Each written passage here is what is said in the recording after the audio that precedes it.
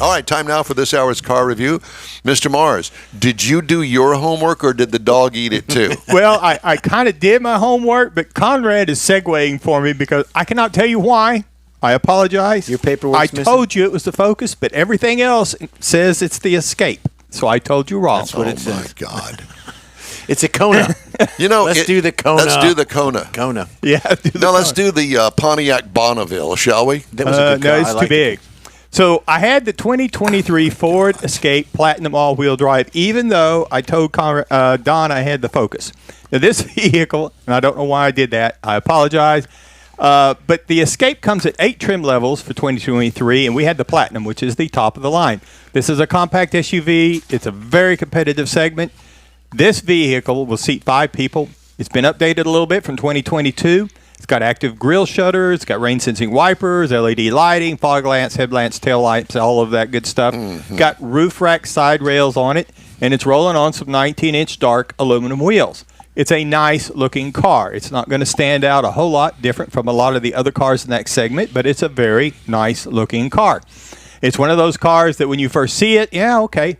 But after spending a week in it, I realized I was enjoying driving this car. Inside, because we had the Platinum, we had the leather seating with the sport buckets up front. They are heated. There are no ventilated seats on this particular vehicle. Couldn't tell you why. Just not there. There is a rear seat console, and that kind of goes along with there's a lot of things on this car that you don't normally or you may not normally see in the compact SUV segment. 12.3-inch diagonal digital screen for the driver info, or basically we used to call it instrument panel. 13.2-inch heads-up display in the center stack. You're going to find your Sync 4 infotainment center there, your nav, your convenience controls, 360-degree camera that works quite well, and there's also wireless charging and USB ports. Now, up under the hood, there's actually 3 different power options you can have, but we had the 2.0-liter inline-4 EcoBoost. At 250 horsepower at 5,500 RPM and 280 pound-feet of torque with an 8-speed automatic. This thing has plenty of power, even though it weighs 3,543 pounds. How much? 3,543 pounds. Ton and a half. Why? I didn't think it was that heavy. I looked at it twice. To look at it, it doesn't look like it's that heavy. No, but Jeez. they're all getting bigger. I mean, it's like being on steroids, you know? Stupid. The EPA says you should be looking for 23 in the city, 31 on the highway, combined for 26. Now, I got 26.4 miles to the gallon in this vehicle across 205.1 miles. With your fat foot? Well, I've kind of, I'm a year older now, and I've kind of lightened up on that a little bit. Yeah, right. I'm more mature now. Yeah. Oh, my God. And his new middle name is Pinocchio. After 83 years. But Must again, mean like I Becky said, was after in it with being him. in this car for a week, it grew on me. It felt better as far as the driver perspective. It's not a race car by any means. It's got a nice view as far as the driver's perspective. The back's a little bit, you lose some because of the pillars in it, but that just comes with a category.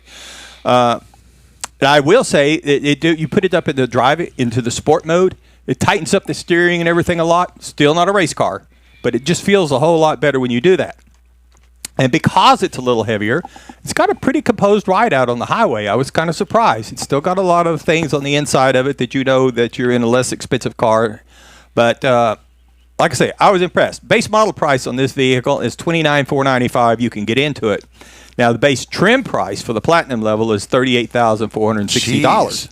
However, our MSRP on the vehicle we were driving is $41,965. For a compact sport utility. Yes. That starts at 29, Yes. and Now- yours was 41. Yes.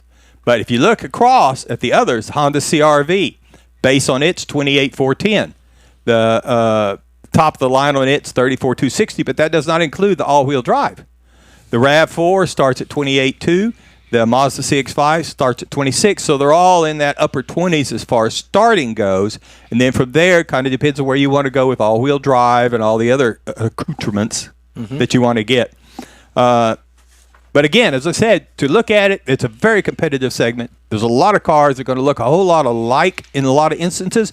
But after driving it for a week, I was pretty comfortable, and I think it's something you should look at. $41,000, you ought to be. Well, I was. And Good. I'm glad to see that new word for the day app you have is paying off with accoutrement. I think I got that.